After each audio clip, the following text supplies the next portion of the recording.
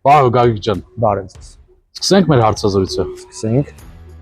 Ինչ տվեց քեզ քո գործունեության 20 տարիները։ Ինձ տվեց շփում մարդկանց հետ եւ աշխատանքային մեծ փորձ։ Ով է քեզ համար հանդիսատեսը։ Հանդիսատեսը իմ համար այն մարդն է, ով ակնկալում է բարձրաճաշակ մատուցում բեմից։ Դրսում աշխատելու հրավեր ստացել ես։ Մի քանի տարի առաջ ինձ զանգարեցին Միացյալ Նահանգներից եւ հրավիրեցին այնտեղ մշտական ապրելու աշխատելու, բայց մի քանի տարի առաջ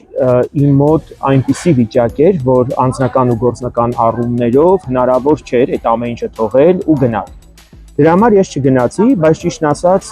փոշմանել եմ ու եթե հանգարց հիմա լինի, հիմա մեծ սիրով կհամաձայնեմ, ինչու որովհետեւ հիմա պատրաստ եմ արդեն դիալոգի։ Ձեր գործում ինչին ես կողմ եւ ինչին ես դեմ։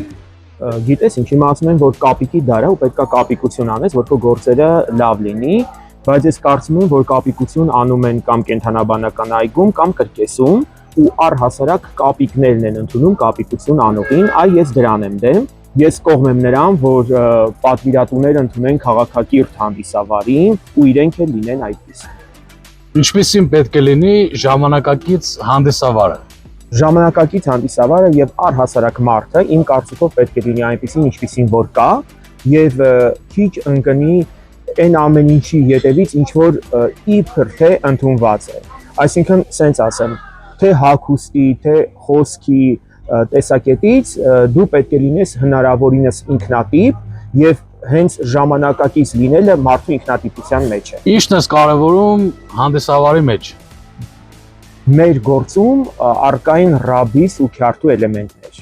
եւ ես նախապատվությունը տալիս եմ այն հանդիսավարին, ով կարողանում է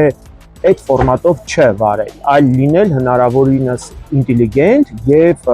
բարձր շփման կուլտուրա ունենալ, դրան գումարած նաեւ լինել անմիջական եւ իր գործին նվիրված անձնավորություն։ Քո բարեմաղթանքը մեզ դիտողներին։